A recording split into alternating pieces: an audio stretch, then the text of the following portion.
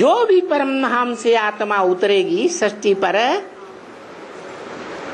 रंगमंच पर उतर करके पहला जन्म लेगी, उस पहले जन्म में सतो प्रधान होगी या रजोतम होगी? तो सुखी होगी, जीवन में रहते सुखी होगी, जीवन मुक्त होगी या दुखी होगी? है सुखी होगी।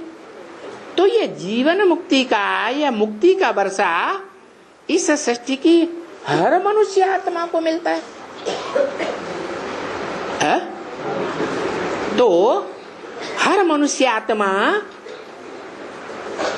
उस एक बाप को अपना बाप इस रंगमंच पर कभी मानती है या नहीं मानती है? कब? महामृत्यु के समय हर मनुष्य आत्मा चाहे किसी भी धर्म की क्यों न रही हो, लेकिन महामृत्यु के समय जो सबसे ऊंचा बैठा पार्ट बजा रहा है, जिसको वो मुसलमान भी कहते हैं अल्लाह,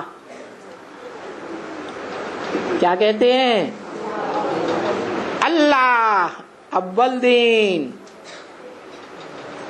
दीन माने धर्म। वो अल्लाह जिसने अव्वल नंबर धर्म की स्थापना की।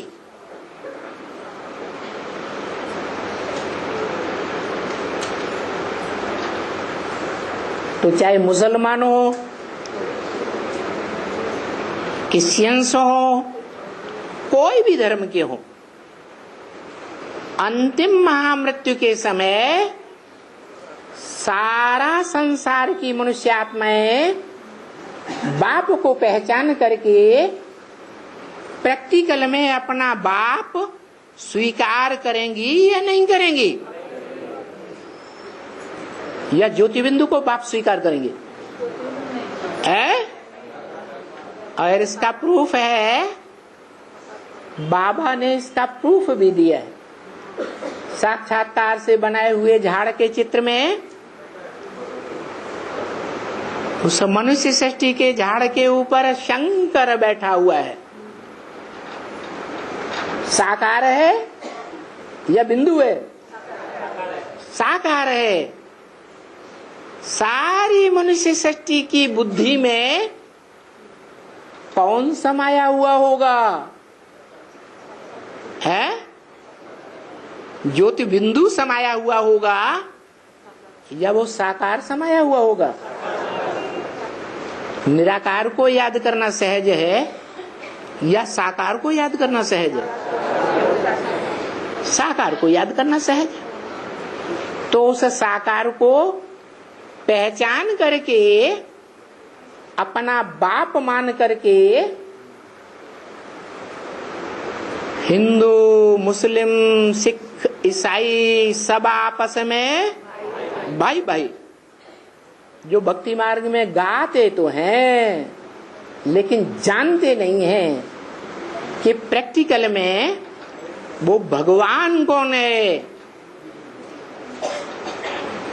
और कैसे सारी दुनिया के मनुष्य मात्र चाहे कोई भी धर्म में पार्ट बजाने वाले क्यों न रहे हो, लेकिन महामृत्यु के समय सब उसी बाप को प्रैक्टिकल में अपना बाप मानेंगे, जानेंगे और याद भी उसी को करेंगे। जो मनुष्य सृष्टि के झाड़ के ऊपर बैठा हुआ सभी मनुष्य आत्माओं को अपनी ओर आकर्षित कर रहा है। इसलिए उस आकर्षित करने वाले को भक्ति मार्ग में कृष्ण नाम दे दिया है। कृष्ण माने आकर्षण करने वाला। बताओ, कहते हैं द्वापर के अंत में कृष्ण हुए भगवान। क्या होने ने? इस सृष्टि की 500-700 करोड़ मनुष्य आत्माओं को कभी आकर्षित किया? तो भगवान कैसे हुआ?